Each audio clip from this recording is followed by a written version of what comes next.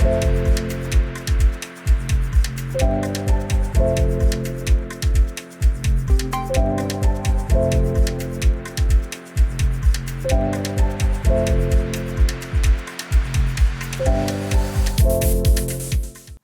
I'm Elise Tan, and I'm your host for this episode of Hard Truth by Vertex podcast. So today, I'm really happy to have Wai Hong Fong, co-founder and chieftain of StoreHub. Hi, Wai Hong. Hey, Elise, how's it going? Good. So StoreHub is the leading operating system for over 15,000 retail and F&B businesses across Southeast Asia. One interesting fact, Wai Hong was named one of Australia's best young entrepreneurs, as well as Melbourne's top 100 most influential people by The Age. It's really good to be here. Thanks for having me on the podcast. Great. Recently, I know that you celebrated the 10th anniversary of starting StoreHub. How has been the journey for you? 10 years, wow. It's definitely been a roller coaster of a ride. I feel like to describe it in a simple single sentence would be really difficult, but I think it's been a really meaningful journey overall, and there's been so much, growth over the years, so much opportunity to really, do something really meaningful in this region, especially for the businesses that we work with, the small and medium businesses. And it's really good to have Vertex as a partner along these 10 years. It's not been an easy journey, but it's always better when you have good partners with you. Yeah, that's great to hear. And at Vertex, we are definitely honored to have partnered you, I guess, since 2017. Yeah. I think we officially did the deal end of 2017. We've been working with Juhok, Carmen, and the Vertex team as a whole for almost 5 or 6 years now. I think it's been, so it's been quite a while now. Wow. And I know that StoreHub started as a point of sale operating system, and it's been growing ever since. Maybe share a little bit about how your product has grown over the years. Yeah, so when we first started, we were just a simple iPad point of sale, and the iPad point of sale was our entry point into the businesses that we are working with. Right, it's the most basic system that most of these businesses need. But over the years, we've really been able to dive deeper into the challenges, into the needs of specifically small and medium retail and restaurant businesses, and figure out how do we leverage the fact that we have this core operating system, starting with the point of sale, and we're able to stack on top of this other ways to create value, whether it's in inventory, in customer management, in loyalty, in omni-channel type work, whether it's taking orders online, taking orders in store through the QR code. There's just so many different things that we are able to support a business in doing. And so really today, we're no longer just that simple iPad point of sale that we started with.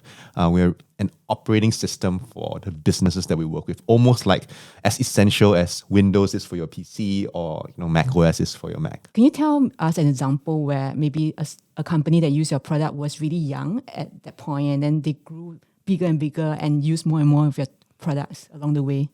Yeah, so many examples of these companies that have started out with us as a single product or single store to be more specific, and have grown. Flash Coffee is one of them. They started with us with their first store, and now there are 300 over stores. We've got a whole bunch of other businesses, whether that's in retail as well. I think we have a business called Bora Korean Mart. I think they started in the middle of the pandemic. One store now, there are over 50 stores. They're one of the most interesting Korean grocery stores in Thailand. So there's just so many examples of businesses who've started out very similarly to us, right? Very humble, single stores, small, but with big ambitions to really serve the market that they're aiming for. I think one of the things that Vertex is always excited about is how our companies are enabling SMEs in the region, and definitely StoreHub has been doing that. But I know that it's been, really a journey of ups and downs. What are some of the hard truths you actually experienced building, providing to the F&B and retail business? We're just looking at kind of like stats globally. SME businesses, restaurants specifically, and even retailers, a lot of them closed down in the first 2 years, and we're talking about high double-digit numbers, right? Or high double-digit percentages.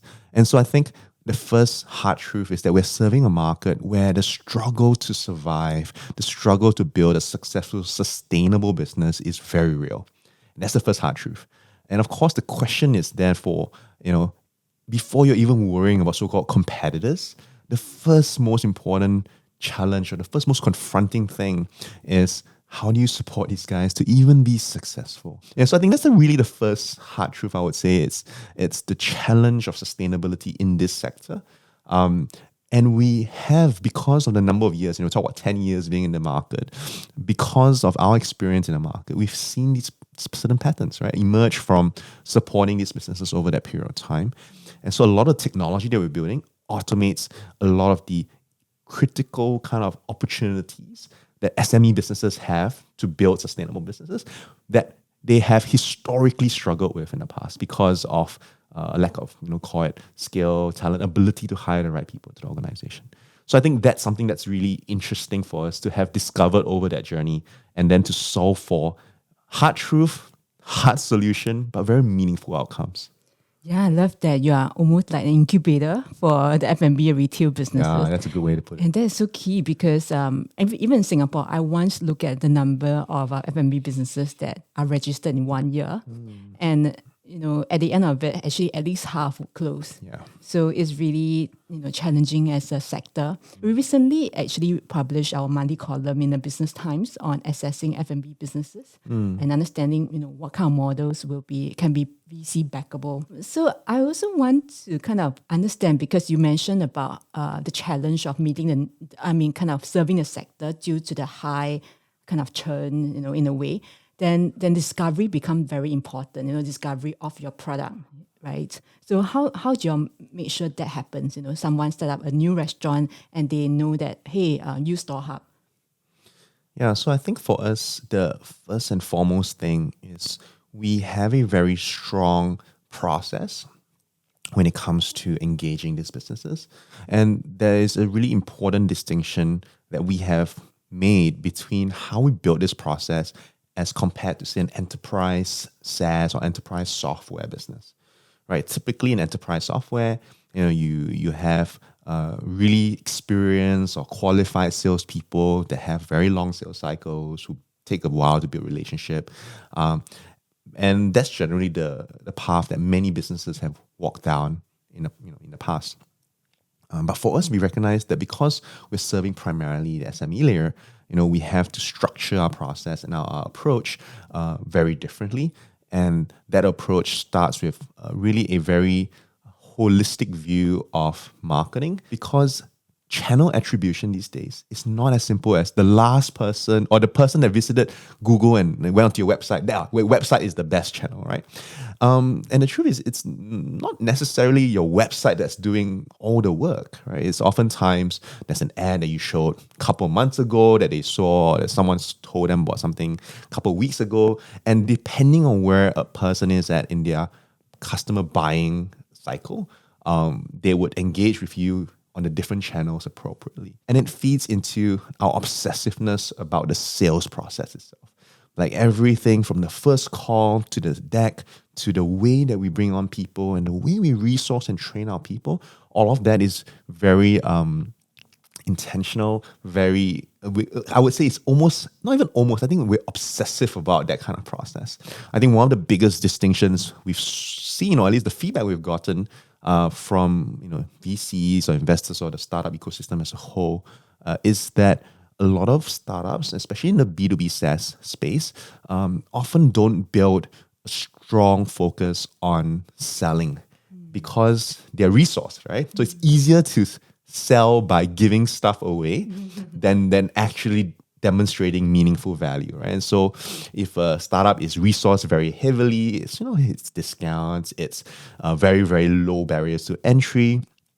But I think for us from day one, I've always felt that it's really, really important that we demonstrate value, that we bring people on a journey and tell them the story that we want them to be a part of.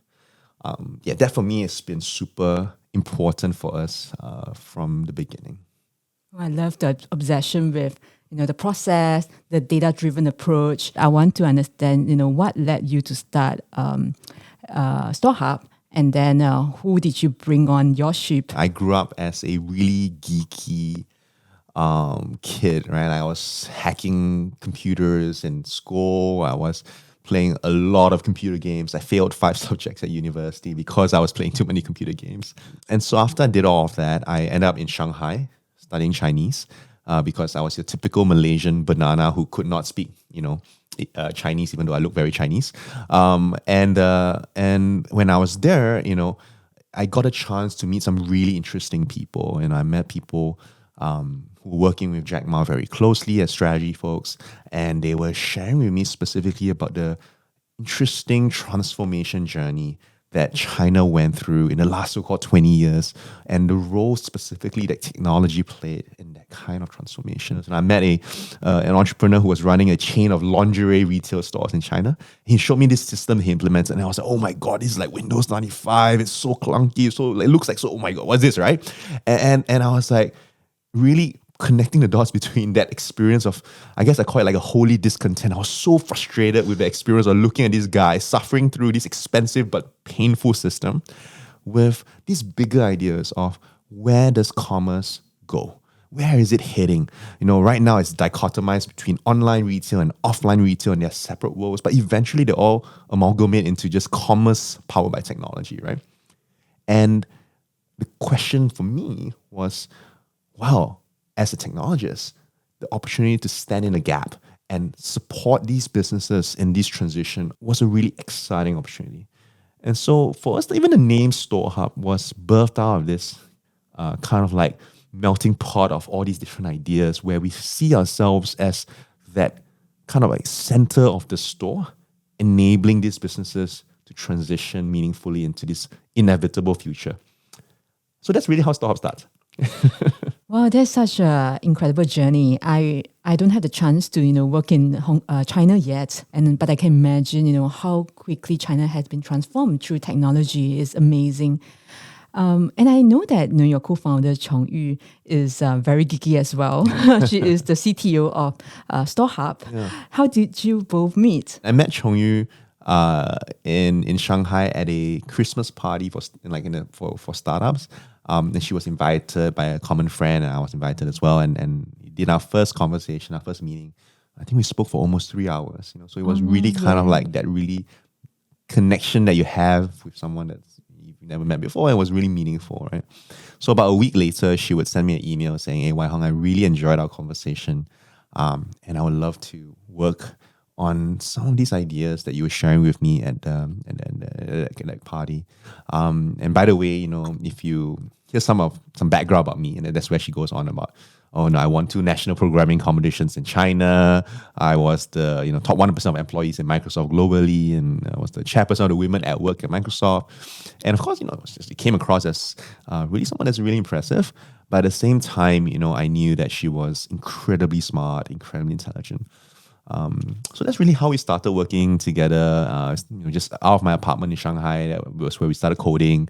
I remember I would say that I coded something like 30% of the original first version of StoreHub. She would argue maybe a bit less. That's where first time we agreed to disagree. But so I think that's really how we met and started working together.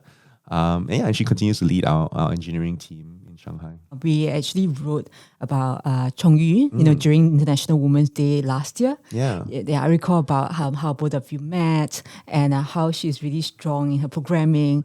And she's really one of the rare CTO who is a female. Yeah. And she's also not a typical CTO, right? She's like personable, very likable, super high EQ.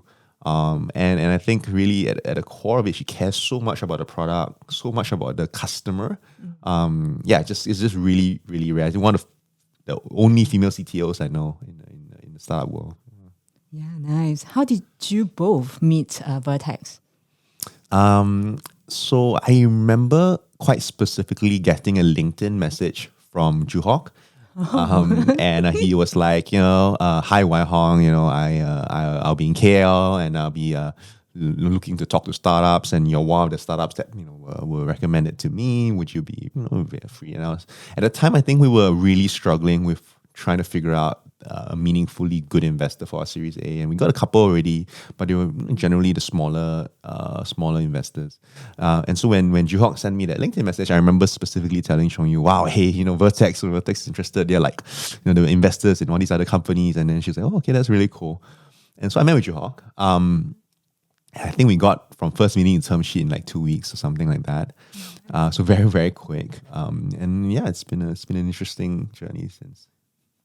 I've been with Vertex for nearly 2 years now, and my colleagues and I, we're always talking about how impressed we are with Joo-Hock's tentacles. So, somehow, besides his heavy workload, he knows who to reach out to. So that is interesting. Yeah. His secret sauce. Yes. So, wow, nice. And to let you know that, we actively invest in different hubs around Southeast Asia. And in Malaysia, you must be one of the bright sparks. Yeah, so great to have invested in StoreHub and partner you on our journey. I also want to kind of go back to the finding investor bit, right? Because definitely Southeast Asia is still very nascent compared to other ecosystems. For example, the Silicon Valley. What are some of the hard truths that you experience while fundraising? And what would you tell a new entrepreneur? I guess it's very easy for founders to get caught up in optimizing for the wrong things. And in this case, a lot of the wrong things are things like price or valuation, or I guess the brand names of the partners or the investors they have. And while those things are technically important in the sense that at the end of the day, fundraising has optics plays a big part of that process. At the end of the day, you are running a business, and you're looking for, in the fundraising process, partners to journey with you. And so I think for me, that is a hard truth that I've had to work through, and I've had a chance to talk to a lot of my fellow entrepreneurs about, that we have had to learn. The right partner is infinitely more important than the price of the investment or the optics of the name of the investor, right? And so, yeah, I think that's definitely one of the big ones. The other hard truth is realizing that investors don't invest just because you're a good company. There's so many reasons for an investor to invest, but there's even more reasons why they don't invest. And half the time it's kind of like it's not you, it's me kind of like situation, right? Where an investor does not invest, not because of what you are, but because of what they are or what they have a thesis around. And so pulling all these things together over the years, having met hundreds of investors, hundreds of calls and pitches, I've come to that very absolute clarity not to take anything personally. I think someone mentioned the other day in the founders gathering, the founder's job is to ask and get said no to 95% of the time, but continue to ask. And that's something that I recognize is absolutely true. I agree. We talk a lot about investor-founder fit. It's especially true for Vertex Ventures because we actually invest in very few companies. If you were to compare kind of our fund AUM with other funds, yeah. How would you describe is investor-founder fit for Vertex? I was just talking to an investor earlier today, and I was describing Vertex and specifically, I guess, Joo-Hock as the kind of founder, as the kind of investor that has no other motivation but to see the company succeed. I think what Joo-Hock and Vertex brings to the table is a very long view, a very mature view of how they see value creation in a really new or nascent ecosystem. And I have a great appreciation for that specifically because as founders, the reality is that we're fundamentally about creating meaningful value. And that fit of values that we're here on this journey together to create value, not just for ourselves and our brighter careers and better CVs and nicer LinkedIn profiles, but for the customers that we're serving, for the LPs and investors that we are offering a return for, not just financially, but in the kind of impact that they are creating in the world because they are putting money alongside VCs like Vertex and founders like us. That's really nice to hear. And, we are really glad to invest in companies like yours, which are mission-driven, customer, having that customer centricity and always focusing on delivering value. How did you know that, you're getting to a product market fit for StoreHub? What was, do you remember that moment? How would you describe it? I think one of the question of product market fit is defined so differently for many different people. I think when we came into the market first, we had less of an issue with product market fit, more of an issue of scaling the process of engaging enough people around the product, right? And I would say that that is really our journey. It's always been less about overall product market fit and more about how we actually execute on scaling the process, right? And I think the other consideration also about product market fit is it's a dynamic thing. The market is not a static, entity that just sits there waiting for you to create fit, right? There is a massive amount of change that's happening in industry, in the market, in the needs and demands of these businesses. COVID, for example, was massive for F&B businesses and retail businesses. The shift of and adoption of mobile technology and the infrastructure that supports these devices, all of this play into the market. So I would say product market fit is an ongoing journey that we have continuously improved on, and that we see fit as really not so much a one-time thing, but how efficient are we at that first part of connecting what we are doing with our customers. And so for us, I would say that there's, having been around for 10 years, we've had different journeys. And from the beginning, we were simply solving for the fact that people couldn't even get data off their on-premise devices. And in the middle of the pandemic, it could be, delivery. But today we're seeing a lot more opportunity with labor shortages, and we're seeing opportunities with connecting better with your customers. So there's so much that the market is shifting on a constant basis. You mentioned about COVID, and I was going to ask you about it. How did you come up with a product to enable F&B businesses to continue to, deliver the food to people the customers in Malaysia? Tell us more about it. When the first lockdowns were announced, top of mind for me was the reality that if businesses are not allowed to have people come into their store, what are the ramifications here? There was so much literature going around the working capital and reserves that SME businesses had, and it was measured in days, right? 21 days, 30 days. And so what that means is that if revenue is basically cut off completely, which it was happening in that way, these businesses were gonna have to scramble to figure out how to survive. And so for me, as I was putting all these together, what was clear to me, especially for the restaurants, is that, okay, the first thing they're going to do is going to figure out how to continue to sell, but doing delivery, right? But then, of course, the marketplaces are going to be swamped with requests from all these businesses who had not done it before. Plus the fact they were structured for an environment where food delivery was a secondary or an extra thing. And so their pricing structures were also structured in a very similar manner. They were 30% take rates on the entire value of the product. F&B businesses are not businesses with massive margins, right? They're working on really thin net margins, usually closer to 10%. And so when you take away 30%, that's it. Like these businesses it's just waiting to die, even though you've got revenue from delivery.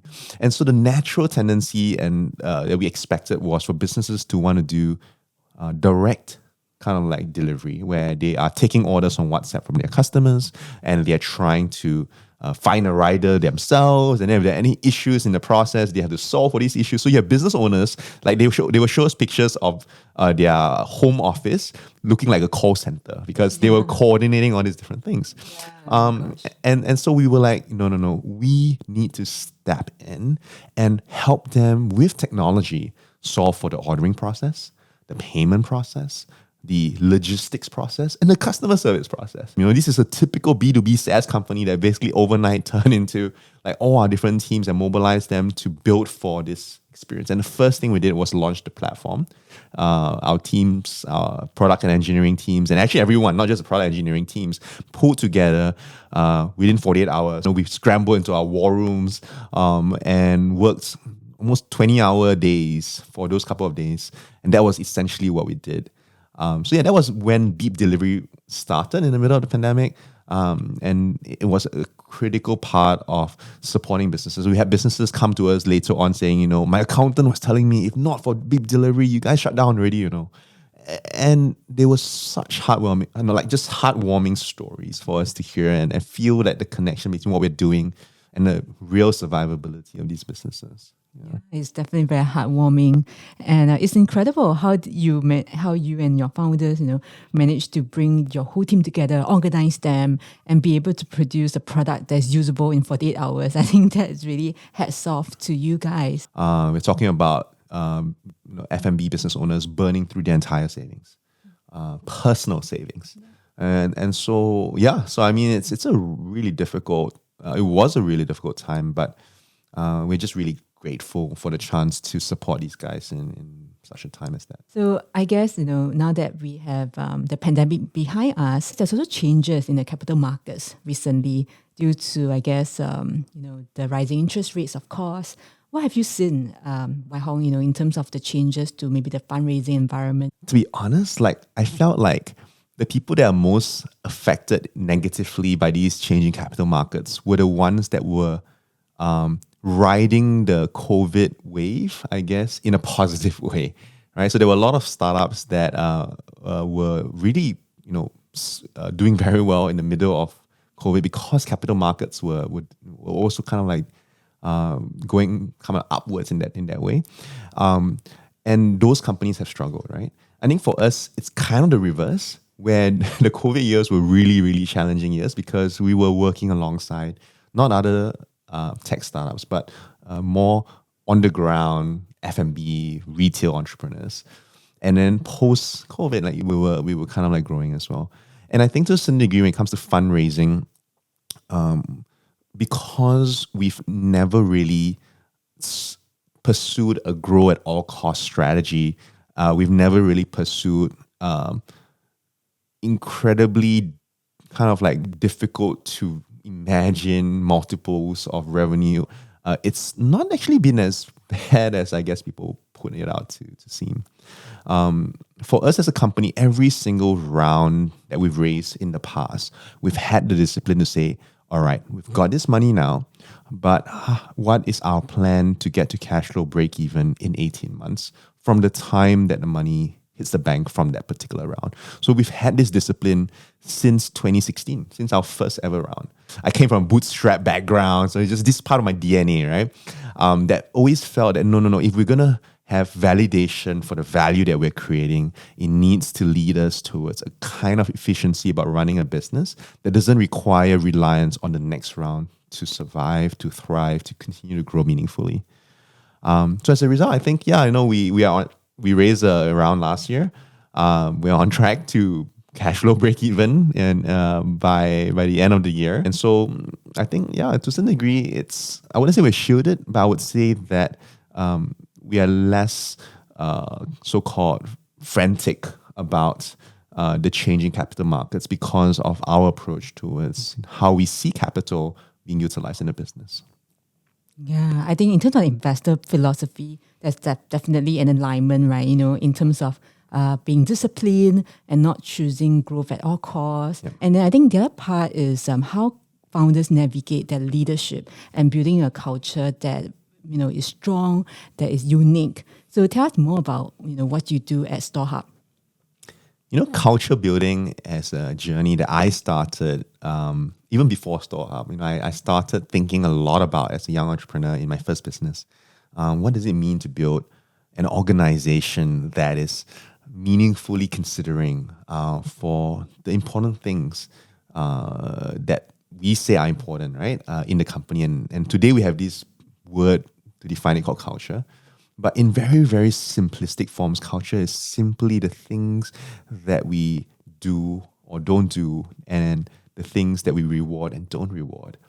And so for us at StoreHub, one of the biggest shifts that we had to make in forming for the defined language of our culture is this idea of moving away from what we call the family culture to what we call the pro sports team culture.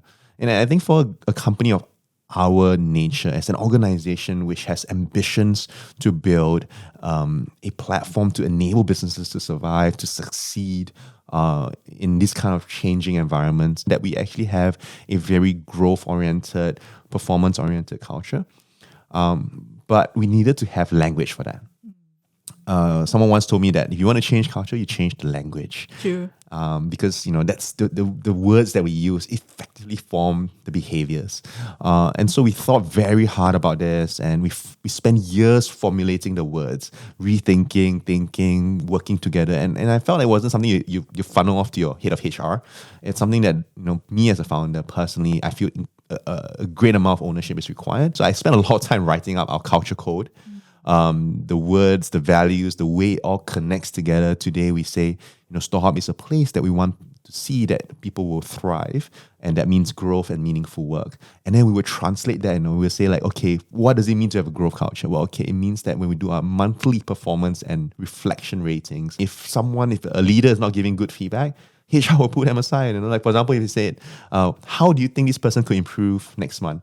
And maybe the manager goes, not much. They actually get pulled aside, right? Mm-hmm. And because for us, feedback is a huge part of our culture. And reflection is a huge part of our culture. And so for me, it's a end-to-end consideration of what is the language? Okay, pro sports team, we're here to win together, so on and so forth. But also, how does this language translate into actual practices, actual things that we do? Another thing that we also talked about quite often is this idea of meaningful work. How do we work well together? How do we see our work as as an important part of the bigger picture of what we're all doing together? For many companies, the employees sometimes they talk about toxic culture, but the reality is that this idea of toxic culture is sometimes linked to the reality of people not having the skills to work well together.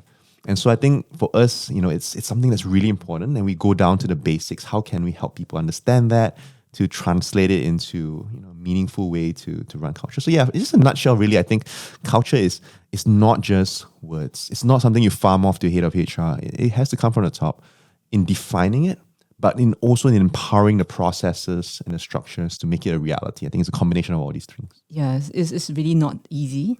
I used to work in Procter & Gamble. So they had a very strong culture, and they call it proctorization. Whenever somebody new comes in, and I will call yours, hubberization. Well, we have a session that I run called Cultivate. Every single month, I would sit down for 2 hours. Actually, technically, I'm standing up, they're sitting down, with new joiners of the company. So every month, I would run this session, and it's the point of communicating the language in unfiltered, unwatered down terms.